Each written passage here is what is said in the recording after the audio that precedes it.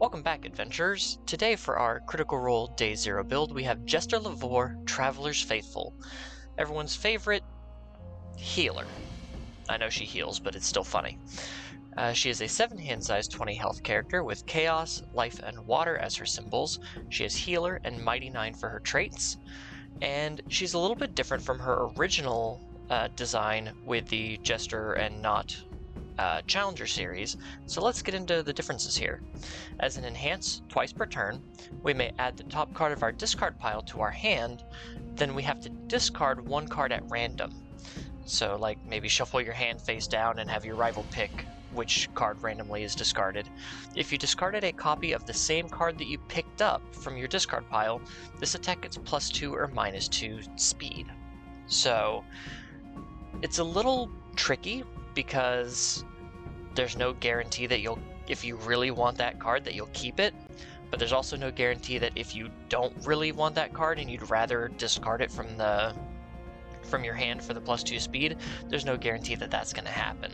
So it's a very tricky ability to work with, and you probably wouldn't want to focus on that too much. But we do have this response. After your spell attack deals damage, gain 1 health, and ready 1 foundation that has not been readied this combat phase. So that's pretty good. If you can get your spell cards to deal damage, like guaranteed, you can ready up your foundations, which will let you extend your string longer or go into your rival's turn with more defensive foundations ready. All in all, I think she's a little weaker than her original printing, but there are some fun tricks that you can do with this character. So let's start with our attacks. We have Magic Assault, a 4/3, 4 mid for 3, 2 low block spell attack.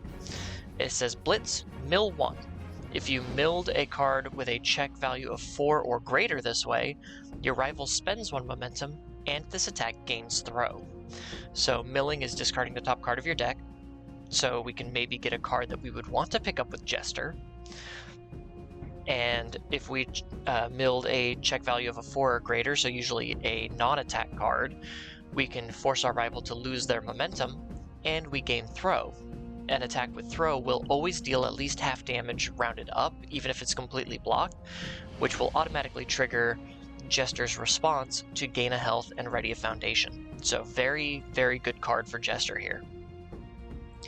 Next we have False Image, a 4/3, 3 high for 5 with a 2 high block. The spell keyword. Everything here you'll see is going to have the spell keyword. We want to be able to trigger that response as often as possible. This attack has a response. After we gain health, this attack gets +1 speed and +1 damage. Pretty good, especially if we can gain a bunch of health during this attack's enhanced step. And then Healer Blitz, gain 2 health, only playable if your character is a healer, which we are.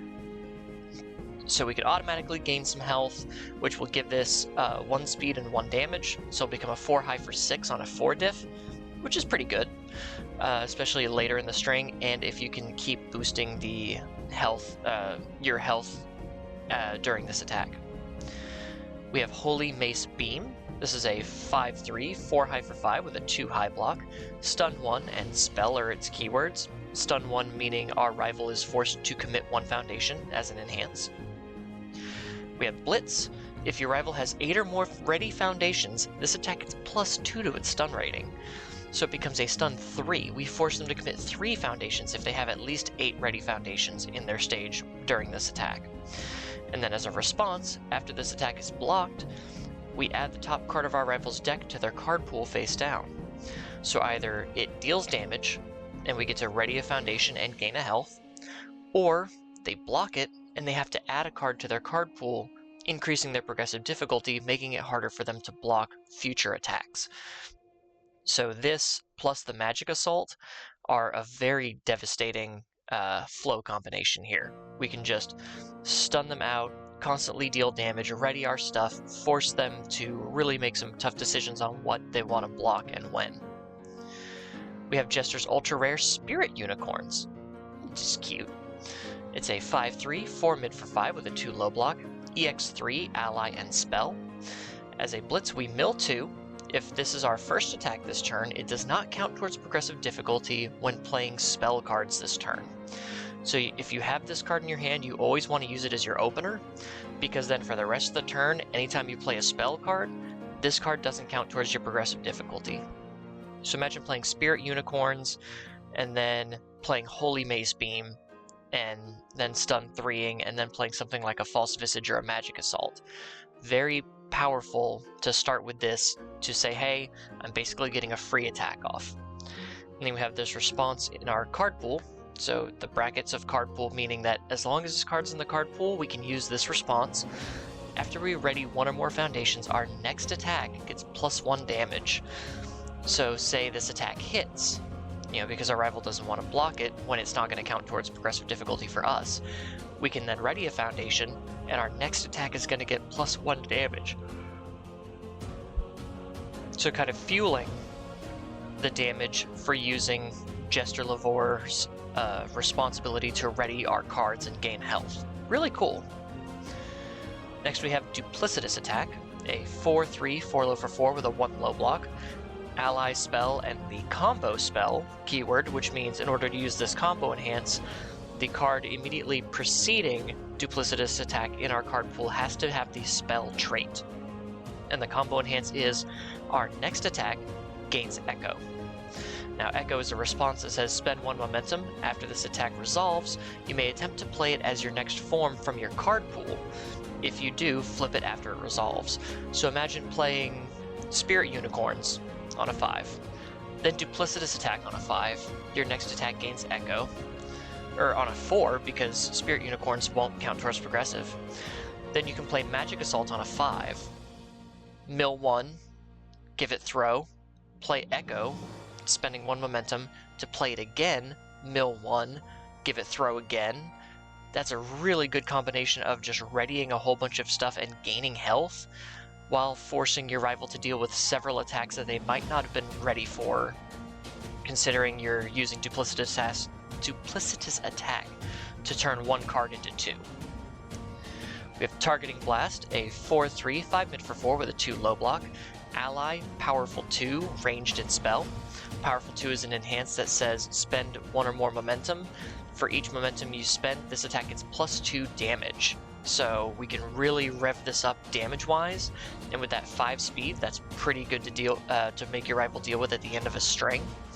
And as a response, after this attack deals damage, our next attack gets 2 speed. So that's really good. Imagine putting that speed onto like a False Visage, making this a 5 high 5, you gain the 2 health, it's 6 high 6 on a 4 diff. You can really stack a whole lot onto something with just that 2 speed. And lastly, a fun one, Spirit Lollipop, a 5/3 5 mid for 5 with a 2 mid block, ally spell and weapon. We have an enhance in brackets hand, so this enhance can be played while this card is in our hand. We remove it, our attack gets +3 damage, and we gain 2 health. So plant that on False Visage, we give it 3 damage, make it a 3 high 8, we gain the 2 health, giving it 1 speed 1 damage, it's a 4 high 9. We probably gained the 2 health with the Blitz, so it's a 5 high 10. That's really good. Or as a response, after this attack is blocked, our next attack gets +3 damage. So again, just putting 3 damage all over the place, forcing our rival to really regret blocking, because if they don't block, we get to ready everything up and gain health. If they do, we're just going to send even more damage their way. On to our non-attack cards. We have assets. We have Soup. This is quickly becoming a lot of players' favorite asset. It's a 1/5 with a 1 mid block. As a static ability, after we play it, we immediately build it. So that means if we play it as a form, we just play it, make our control check, it goes down into our stage, or if we block with it, we can immediately put it into our stage. As an enhance, we commit this card, your attack gets +1 damage, gain 1 health. So we can use this to give our attacks a damage boost and gain a health, or we could use this on our rival's attack. They don't get the damage, but we do get to gain the health.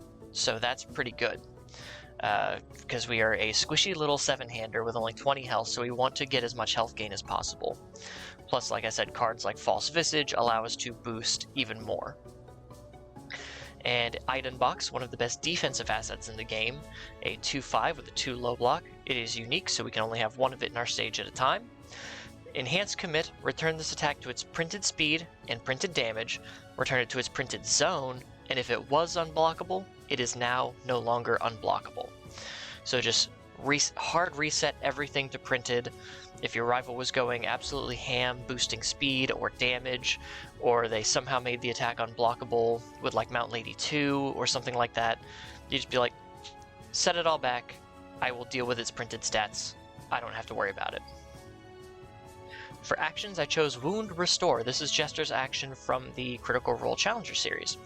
It is a 3/4 with a 3 mid block, the spell keyword, as a first enhance, so the first enhance ability that we want to play during any given enhance step.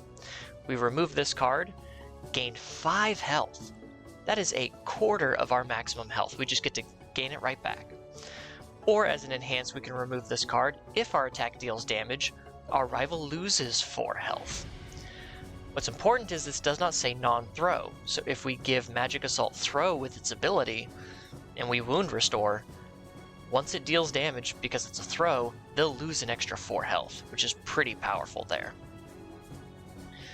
Moving on to our foundations, we have Magic Alarm. This is a 2/5, 3 low block with the spell keyword. So again, because it has that spell keyword, Spirit Unicorns will not count towards progressive difficulty when we play it, as long as Spirit Unicorns was our first attack. But as a response, we flip this card. After the combat phase begins, our rival's first attack this turn gets -4 speed. So that makes their first attack, that makes our first attack really easy to block, so that we can spend as few resources as possible to block it, and then deal with our rival's later attacks. We have Battle Priest, a 2/5 with a 3 low block. It's got that Deflect 2 response, which says in our hand we can add it to our card pool. After the block step of our rival's attack, it gets -2 damage.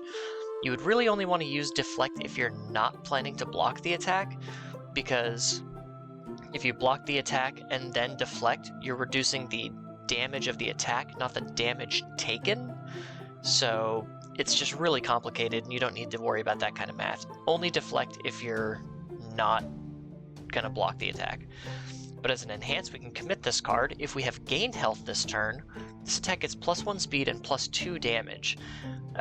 Jester gains health if any of our attacks hit, and we have other ways of gaining health like False Visage and Spirit Lollipop just on our attack side. So this is basically just commit for free stats. We have Rejuvenating Prayer, a 1/4 with a 3 low block. It also has Deflect 2 and the spell keyword. As a first enhance, so the first enhance ability that we would want to play during any given enhance step, if our attack is blocked, gain 1 health. This is not a once per turn ability. We can play this ability as the first enhance on every single one of our attacks, and basically guarantee that either it deals damage and we gain health, or it's blocked and we gain health, or it's partially blocked and we gain 2 health. Sorry, I got excited. But Rejuvenating Prayer is a very powerful foundation, especially in Jester. We have Piratical Past. This is from the Star Trek Challenger series from the lower decks for Divani Tendi. Divana Tendi, I believe. It's a 2/5 with a 2 high block. Enhance flip. Your rival's next check to play a block gets -2. So, again, we're making it harder to block, so we can guarantee our attacks do damage, so that we can ready cards and gain health. We have Summoned Home, a 1/5 with a 2 low block. Enhance flip. If we have gained health this turn, this attack gets +1 speed and +1 damage. If we have not gained health this turn, we gain 1 health. So we're either gaining health to turn on all of our if you've gained health abilities, or we get +1 speed and +1 damage. So also from the Divana Tendi Challenger series from Star Trek Lower Decks. We have Defended the City, a 2/6 with a 1 high block. As a response that is tenacious, or playable while this card is committed, after we commit any number of cards due to a rival effect, we get to build the top card of our deck face down. Simple, they stun us, we get to build in a foundation. We have Last Second Rescue. This is a cheeky foundation that probably should not have been printed the way it was. It is a 2/5 with a 3 mid-block. Actually, this foundation's fine. It was mainly how it dealt with Recovery Girl before she was errated. But a 2/5, 3 mid-block. Response, flip, spend 1 momentum. After you take damage, gain X health. X equals the damage taken. If X is greater than 5, sacrifice this foundation. So as long as that attack did not reduce us to 0, we can gain all of that health back. We could be at full health, take 19 damage from one attack, and we just gain that 19 health back at the cost of 1 momentum and sacrificing last second rescue. It is almost like a delete button for an attack. Almost. We have Horrifying Realization, a 1/5 with a 2 mid-block. As a form, we can flip this card. Each player discards 1 card and draws 1 card. If your rival discarded a foundation this way, they have to commit a foundation. So a good bit of cycle draw, plus maybe forcing your rival to commit a foundation, or lose a good block out of their hand possibly. And a form ability is an ability you can play anytime during your turn in which you could play an attack from your hand, because playing cards from your hand on your turn is playing a form. Whether it's a foundation, an asset, an attack, that is called playing a form. So any form ability can be played at any time during which you could play an attack, that kind of open game state. We have Same Old Field Rations, a 3/5 with a 2 mid-block. Response, once per turn, Tenacious.